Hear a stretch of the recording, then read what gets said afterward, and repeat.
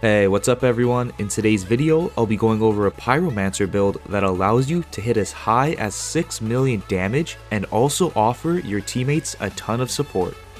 Don't forget to subscribe for more weekly content. I also have a Discord set up for anyone looking for more people to play with. The link to that and other Outriders related videos will be in the description down below. Let's start off with the weapons I'll be using. The first one up is Darkness Charmer, coming with the attributes of Weapon Life Leech, Status Power, and Close Range Damage. Status Power is not too bad, but the main desired attribute is Skill Life Leech, so we can heal off the damage our skills do. The only reason I went with this weapon is because of the mod that comes with it, Grand Opening. After reloading your weapon, the first shot you take will cause an explosion on impact. If we go back about a week ago, I discovered a bug where you can activate this mod for every shot without reloading, almost shooting it rapidly. With the second mod, I placed Ultimate Freezing Bullets, which is going to increase the damage of Grand Opening by a lot, so this is going to be our main weapon of choice.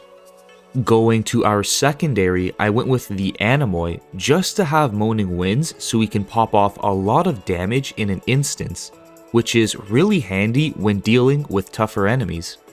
The second mod is the exact same thing, using Ultimate Freezing Bullets again just to increase the damage of Moaning Winds.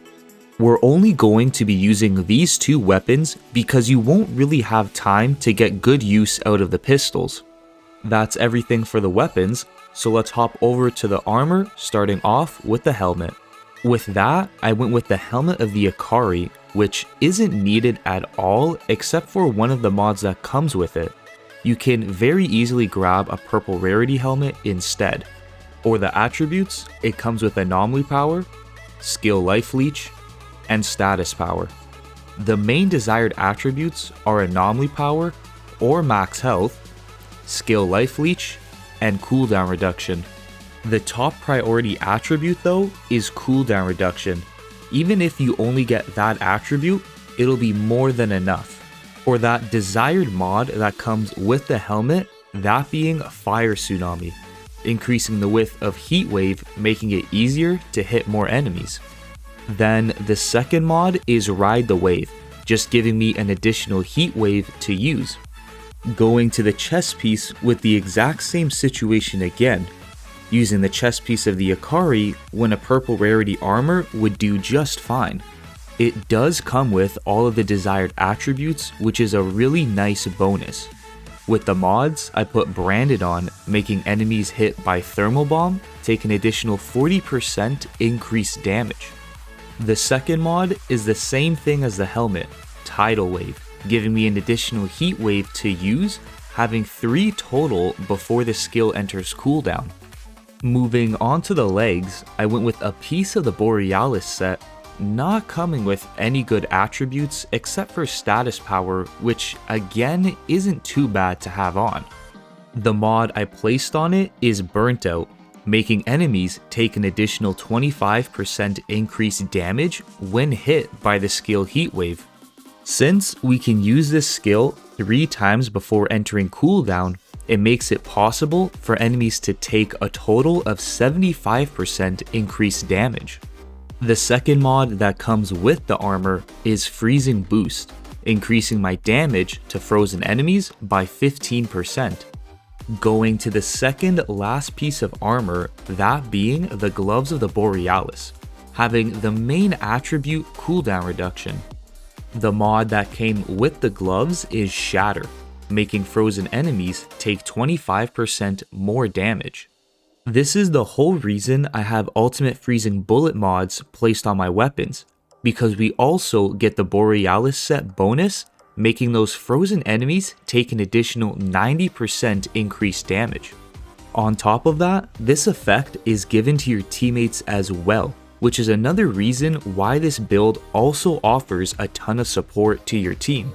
With the second mod, I placed Fire Frenzy, giving me an additional Thermal Bomb to use. Going to our last piece of armor, the Boots, to get the full set bonus of the Borealis set. It also comes with the exact same attributes as the gloves, so they're not too bad. With the mods, we do lose a mod slot just to get the set bonus, which is completely worth it. The mod that does nothing for us is Sharp Eye, just used to increase our firepower. But this isn't a firepower build, so it does nothing for us. With the second mod, I place Captain Hunter on, which increases our damage to elites by 25%. That's everything for the weapons and armor, so let's hop into the skills I'll be using. After I explain them, I'll talk about how to use this build to its fullest potential. The first skill up is Heat Wave, mainly being used to spread the burn status effect so we can heal off of it and make enemies take increased damage. With the second skill, that being Thermal Bomb, we're going to use this to help us take down really strong enemies much quicker because of how much increased damage we can make that single target take. The last skill is Volcanic Rounds.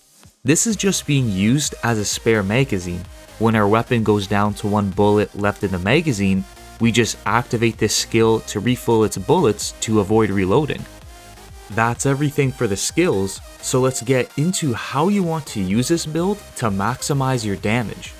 The first thing you'll want to keep in mind is the trick to making your weapon mod Grand Opening proc with every shot.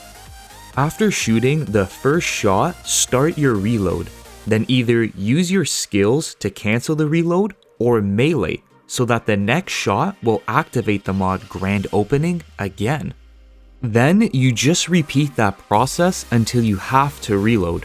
With Heat Wave, you'll mainly just want to throw it out everywhere to spread the burn status effect to heal off of and make enemies easier to take down for yourself and teammates. With tougher enemies, you'll want to focus all of your Heat Waves and Thermal Bombs into them to make them take the most amount of damage possible. Then switch to your Anemoy, take one shot to freeze them up, and reload to do a ton of damage in an instance. That is the main way we are going to use this build to get through pod rescues as well as support teammates during them. The last thing is to dive into the class tree. I went with the middle branch just so I could grab the most cooldown nodes possible, followed up with nodes that will increase my armor, resistance, health, and skill life leech.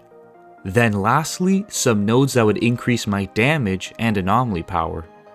That's everything for today's video. I'd like to give a big thanks to the members of my channel for supporting me on my videos and the future ones to come. Thanks for watching, and I'll see you all in the next one.